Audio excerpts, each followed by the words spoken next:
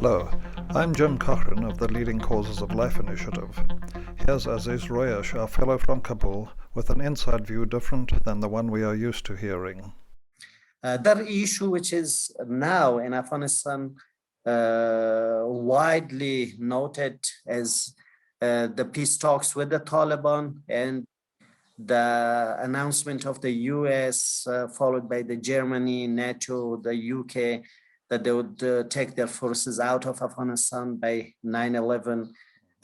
So it has created a surprise for some of the people, and mostly for the ordinary people, it is a panic. People have gotten worried because they know that still the government, especially the security force of Afghanistan, are not at the position to,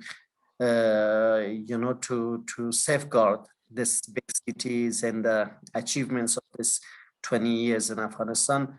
So Taliban, with their brutal hand and the big support that they do have from Pakistan, so they might prevail and they might even topple the regime, the system.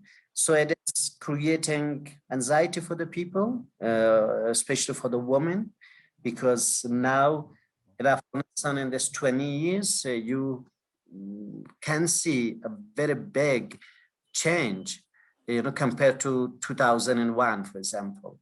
Then you didn't have even maybe more than a few, counted numbers of female to be active around. There were no schools, no universities, no activities of women. Now you have millions and millions throughout the country that they have gone to school, to universities, they have been active in all spheres of life. Difficult now even to imagine what the Taliban would do with them. From their perspective, the presence of women on the public sphere, it is an insult even to their faith system. They cannot even think about it. So they would forcefully apply their so-called interpretation of Sharia on women. You have millions of these women that they are not even thinking of retreating back to the backyard of their houses, or to stay home, or to give up with their freedom and others. So at the forefront of every scenario, the woman issue has become very problematic here, even for the peace talks as well. When you come out of this, judgment or calculation of the public in general, there is not much worrisome for most of the, the viewers, that they think that neither the international community nor the Americans, especially in particular, would abandon Afghanistan in that way, that it would be completely, handed to the Taliban to do anything at will. So the international community have, now a very strong role here. For us, as an educational center, for example, here, that we have around 3,000 plus students that we do have, 48% of them are girls. We have lots of activities which are all oriented and by this democratic civic education that we do have. We have to be a little bit more cautious that we have been. Realistically, we have been very wisely manipulating everything around the school in this 20 years. We have not been radical. We have not been, raising rhetorics. We have been all the time, going forward in respect with the consistent with the realities of the ground. So it has been the reason that it has brought a very big change in the community and has been well received in the community. But still, there are some cases or some issues that needs special care. One is, this suicidal attacks of the Taliban, that the brutalities of them that when they find a chance, they would not, pause. They would not even stop, to commit their culprits. Because of this, we are now a little bit pressed in that regard. Keeping on. Your school is still roughly half male, female, right? Girls, boys. Yes, roughly. Well, boys are a little bit more. A little bit more. Percent is more, but it has been balanced. Apart from that, in this 20 years on the ground in Afghanistan, you have a very big fundamental change in every sphere of life. Yes, there is a gloomy picture still on, from the realities that you see as a warlordism, corruption, this fanatical clerics around. These are, something which is attracting the eyes of the people on news, and because they are feeling up the sun in that regard. But this is not something that we would be looking at, because these are all the realities which have their roots in the past, in the history of Afghanistan, in the faith system of the country, in the culture of the community. So it has just continued its life as a reality, not more than that. What is new in Afghanistan that we call New Afghanistan? It's this new generation. For example, now around 69, according to statistics, 69 to 70% of the population are under the age of 35. The majority of them are those that they have not lived in the time of the Taliban, or they have been too young there to experience, the ruling of the Taliban. They're all the products of this new Afghanistan. They have gone to school in this new Afghanistan, they have got education, and they have got introduction and introduced the world. This generation, most of them have lived either in the big cities, such as in Kabul, Herat, Mazar-e-Sharif, and others, or they have been hugely impacted by the developments of the cities.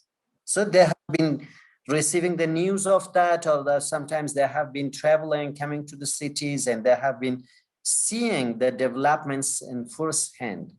So this 70% of the population do not know anything from the time of the Taliban, from the rule of the Taliban, from the belief system the Taliban holds, none of them. So this has come out. Now, from this generation, you have millions, not less than that. You have millions that they have gone to school. They have gone to university. Hundreds of thousands of them have gone even to foreign countries. They have gotten their education, training. They have traveled a lot, and they have returned back to Afghanistan. There are thousands and thousands of families across the country that they do have their family members abroad, in the European countries, in the United States, in Canada, Japan, in China, in Australia, and all these countries. And all the time they are connecting to each other through the social media, through internet. They can talk and they can exchange all their findings and impressions. Yes. So this changes, the overall mindset and the vision of the people of the community. This didn't exist in 2001 or 2000 when the Taliban were in. This is the second issue. The third issue is the very strong civil society that has emerged in Afghanistan, though they are not politically represented. They are not, in the news mostly seen, but they are across the country in the forms of schools, universities, cultural centers, NGOs that they are providing services for the people. There are lots of that, the sports clubs, the music bands. There are across the country, in terms of numbers, you can see that there are hundreds and thousands of them all around. They do not think about the Taliban, and they do not accept, the return of the Taliban as a political stakeholder of the country. This is very important to note. The international community as well has done a lot in Afghanistan. From one side, yes, they have been politically supporting the government or the political system of Afghanistan. From the other side, they have been pouring money. It has been also very generous and abundant, the amount of money that has come. But besides that, they have brought with them this new system of values and the norms of life that they have been shared with the Afghan people. Now, all people across the country, they do know a great deal about citizenship, about civil norms of life, about democracy. 4 times in Afghanistan, we've had elections, though it has been corrupt and there have been lots of ambiguity and concern about that, but it has been a practice of democracy. People have gone, they have elected the president, and they have transferred power peacefully from one president to the other. There have been 4 parliamentary elections that the people have gone, and they have seen the competition of hundreds of contestants that they have been running for the position of authority. They have been campaigning, they have been going to the public, they have been talking to people. So it has crossed a very big deal of information and awareness for the people. The women, when you see that, these women, they have embraced, not only embraced, they have experienced freedom. They have experienced activism on the ground. They have done everything by their own hands. When you go on the streets now, you can see that even in terms of numbers that there are seen all year. Even in the market, for example, when you go, you can see lots of women that they are running shops. It has never been in Afghanistan at all. One could not even expect that. They are running their own businesses. They are standing there as a shopkeepers. They're bargaining over their goods, about the price of that. They are bringing, goods from one place to the other place. There are lots of women that they do have dozens of employees under their control, under their, auspices. So these are something. In the field of sports, for example, you have hundreds of women that they are actively engaged in sports activities. They have even gone to the tournaments globally. They have gotten, medals and championships.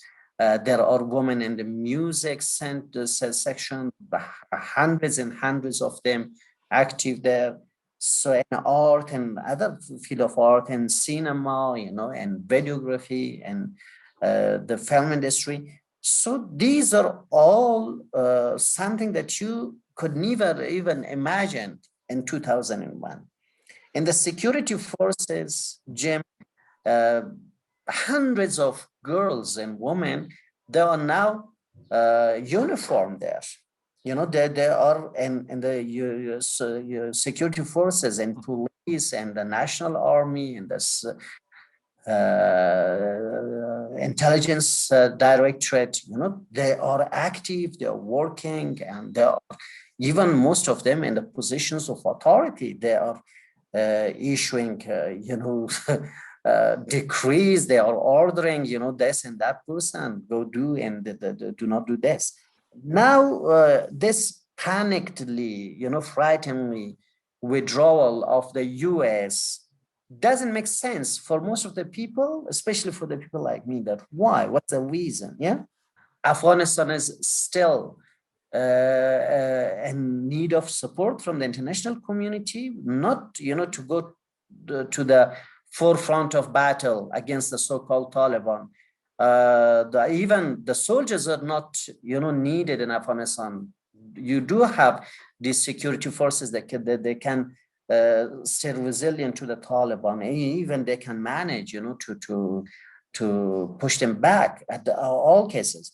But Afghanistan still needs political support to strengthen its institutions, because what I said earlier, these are individual enhancements, these are individual gains, but it is not institutionally protected. It is not institutionally safeguarded. You do need time. There is a time of transition not to go on, that these institutions should be strengthened and fortified. So international community doesn't need to cross a message that they are being defeated in Afghanistan and Taliban are victorious. There's no need. As I am here, for example, I do know that there will be pressure on me, but now I am much more powerful, than 2001 to stand against the Taliban. And even if it is the case of fighting, I'm sure that now I do have much ability and capability to fight against the Taliban rather than, for example, in 2001 or 2002. So there is no need, to be frightened or to be worried about that. That's fascinating. Unfortunately, especially at the time of Trump, they made lots of negative, nasty decisions to bully the Taliban that really they are victorious. They have prevailed.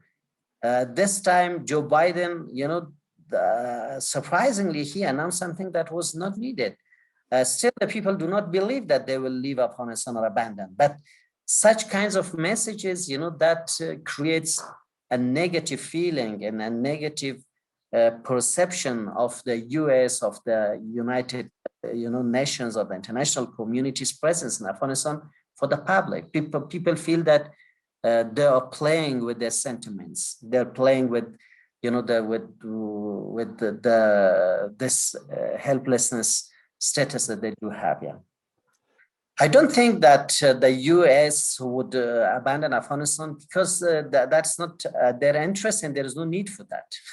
Sometimes we joke here that the U.S. have found, another state here. This is the 54th state of the United States. Once they went to Alaska and they bought it with billions of dollars.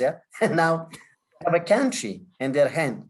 There's no reason for them to leave it and to hand it over to the others. And when it comes to the Taliban are not the forces or anything that they should threaten the United States or the international community. People know about it, but people feel that here in Afghanistan, that the U.S. is playing with the destiny of the public here. They are not leaving Afghanistan, but they are putting the people of Afghanistan as victim in the hands of the Taliban. They're just looking at the atrocities and brutalities of the Taliban to be afflicted, on the people. So this is not a very good message, rightly or wrongly. It should not be relayed for the people. People should feel that the presence of the international community is completely a friendly interaction, a friendly gesture of them. There are thousands and thousands of international friends for Afghanistan that they really look at Afghanistan from a human eye. They are following their humanistic agenda here in Afghanistan. So that very good and that valuable asset should not be jeopardized and that should not be harmed with negative messaging.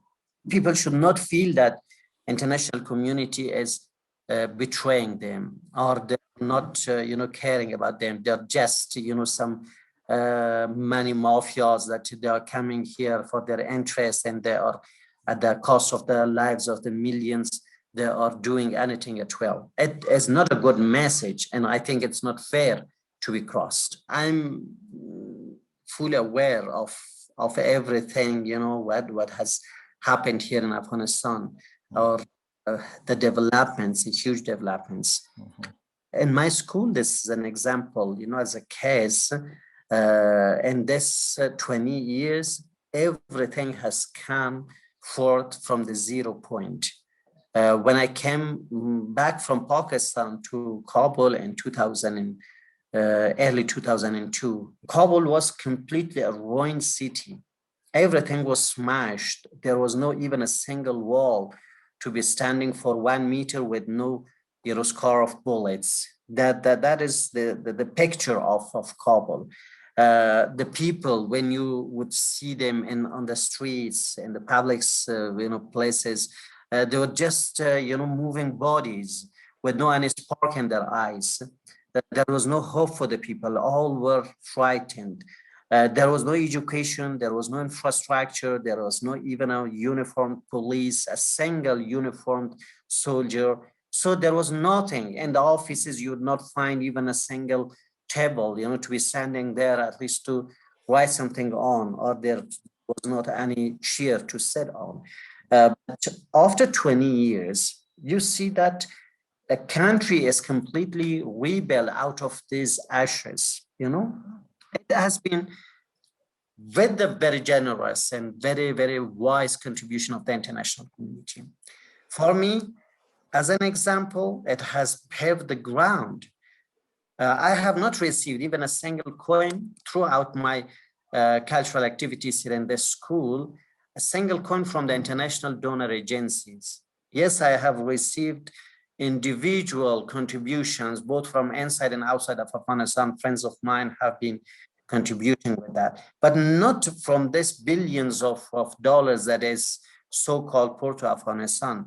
But despite that, they have given me and they have provided me with a foundation, and this foundation has led me to work on my school and to set my example here.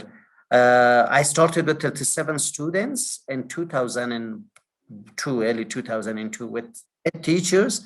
But from this 8 teachers, 5 of them were religious students, around 17, 18 years old, 20 years old. They were just religious students. They could read and write.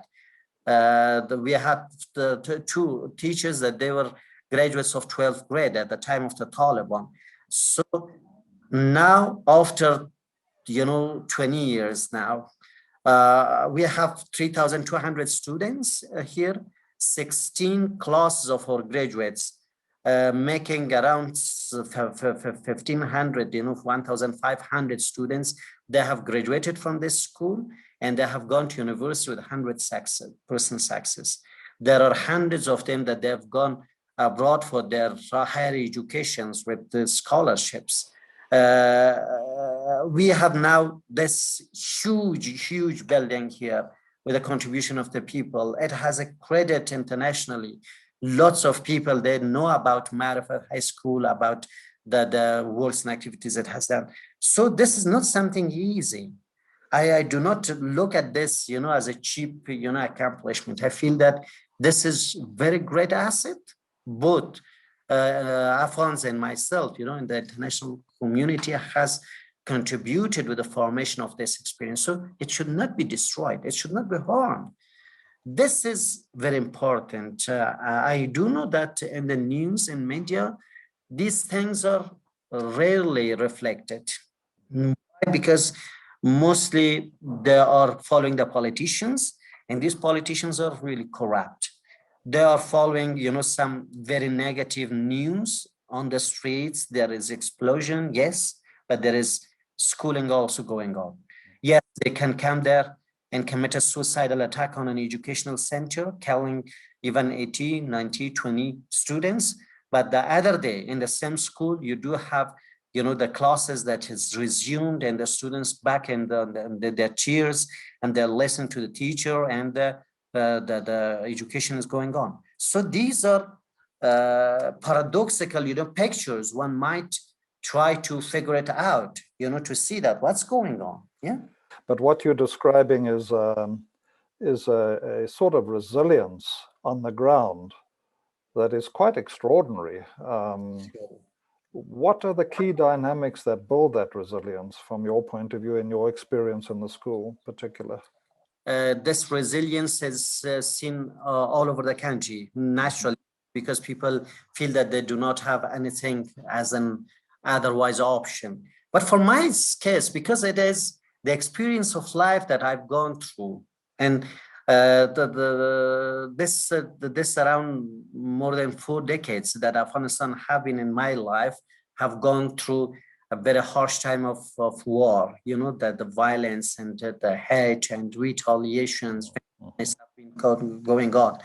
So I've seen that this has happened in front of my eyes, even since that I was a 10 years old boy. But since then, despite all these ups and downs, Afghanistan have come a very long way ahead. Afghanistan of for example, 78 and 79, with this communist coup happened here, with Afghanistan of 2001, now it has a huge difference. Yes, hundreds and thousands of people have been killed. Millions have suffered, you know, from war times, from even homelessness. They have been forced out to go out of the country.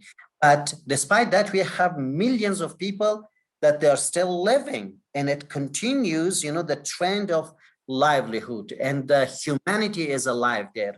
Because of that, I feel that I have no reason to be pessimistic. I have been in this 40 years a struggler. I have been trying to bring change, and I have been continuing my work. But when I see that 40 years back, I was a little boy, I am now a 51 years old, you know, experienced adult person that can give meaning even to life. This is one point. I have been in this even 20 years back. For example, I was a single individual who returned back from Pakistan, and I didn't have even a single home to knock its door and to find a person to receive me. But now I have hundreds and hundreds of thousands of people, both inside this country and outside of the country, that they know me and they are ready to stretch their hands, to shake my hands. So what is the reason for me to be panicked and to be pessimistic and to feel myself you know, weak? I'm much more empowered now. This is the same with all other individuals in the country. None of the people that you see compared, you know, when you take a comparison, compared to their past, they are weaker, they are more vulnerable, they are more, you know, defeatable and breakable. No, they are much stronger. They are much, you know, they have much more facilities now. There is a wide open world in front of them, full of opportunities from, you know, that they have access to. This resilience, Jim, comes out of this vision. I do see every day, you know, the sparks of life in the eyes of my students. I do see that. I am going to protect them. I am going to, you know, save them, and do not let them to be panicked. Every day when I come, even in this 20 years, one of my job as a teacher has not been, you know, crossing just ABCs and formulas to the students. But for me, it has been an enlightenment, you know, it has been something like as a torch, as a fire, you know, that to be shared with the families, with the students, and through the students with their respective families. I have shared that. That is hope. That is, you know, aspiration. That is looking, you know, to the future. So this is the reason for my resilience. I've never thought of going out of Afghanistan, even now. Sometimes when it comes, you know, it becomes something like as a joke as well, but it's really a bitter joke. I say that if they allow me to continue my education, I would train and educate these thousands of kids and children and put them on the streets and in the public sphere to be, you know, an engaged citizen. If they further, you know, allow me, I will even go and help them with the formation and transformation of the political system, with all the public administration. I can do anything in that level as well. But if they do not let me to do this positive job, I am ready to return back to my time of, you know, freedom fighting, you know, to take a gun and to change this school as a stronghold for a battlefield, you know, a battlefield. Then any of these students can be changed easily to the soldiers. Any of them, doesn't matter, boys and girls. If you just ignite, you know, a light in their eyes, and to tell them that these Taliban are merciless, trigger happies. If you let them come, they will kill you. So before they get a chance, you know, to kill you, kill them. Yeah. If you do that, then it becomes Kobani of Syria. It becomes, any other place in the world that the people have stood, resilient, and they have shown resistance to the bad and nasty guys. But for me, that is completely the end of the game. It means that at the end of everything, when there is no anything to resort on for the goodness, for the betterment of the life of people, then there would be another chance, to come to fighting and to war. That's the end. We call that, madness. Yes, you're absolutely civilized right. madness. Absolutely. The civilized madness, this civilized madness should not happen. But if they really do not let you, there is a chance there is. And any place in the world, if you do have a meaning yourself for life, you can share it with others. Even for the small kids, as I said, I've kept them from anything by the name of pessimism. Yeah. I've not led them to be pessimistic at all. Even at the harsh times, I've gone there with smile, with laughter, and I've joked with them in the class, and I've said to them, no, nothing bad happens. Till I am here, don't worry about all.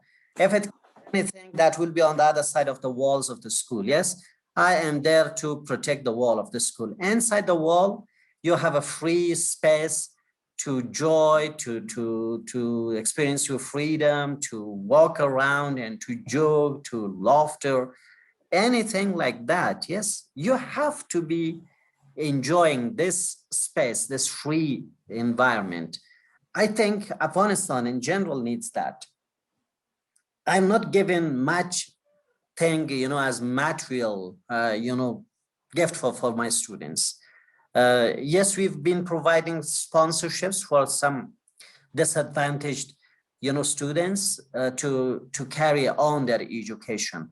But that has not been the real case. Beyond that, I have shared my optimism with them, my hopes and aspirations with them, and the dreams. And because of that, I feel that they have grown naturally in a very good way, in a very smooth way. It might be fascinating for you to see that in 2002, early 2002, when we opened the school here in this district, the country was war-torn, the Kabul was really smashed. And here, when you came, it was the most poverty-stricken part of the city. It was popular, the entire population was and is still, the ethnic Hazara, which are historically discriminated as the blacks of the United States, or the South African that you talked about. So they have suffered, and throughout the history, they have suffered rounds and rounds of genocides and massacres. Even at the time of the Taliban, 4 or 5 times, they were massacred by thousands and thousands in different cities. So they are still, regarded as the second, the right citizens of the country. But when I came here, when we started our educational campaign here, more than 95% of the population was illiterate. And the remaining 5% were also, they had religious studies. They knew something from religious madrasas or schools. Very few people, they knew something about modern education.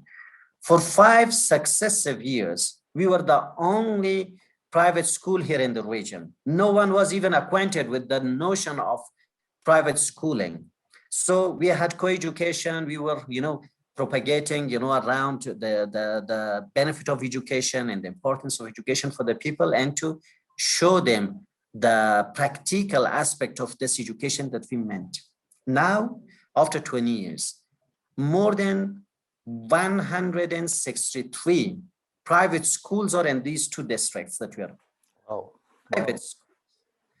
It means that people are so much thirsty now for education. Education has become part of their livelihood. There are thousands and thousands of girls, women, that they have attended schools, mostly here in my school as well, and they have gone out to the community. So this is a big change. Wow. Wow. You know, That is a huge change. restricted community suffering from traditional mindset, full of feud, full of, you know, complex from their past histories.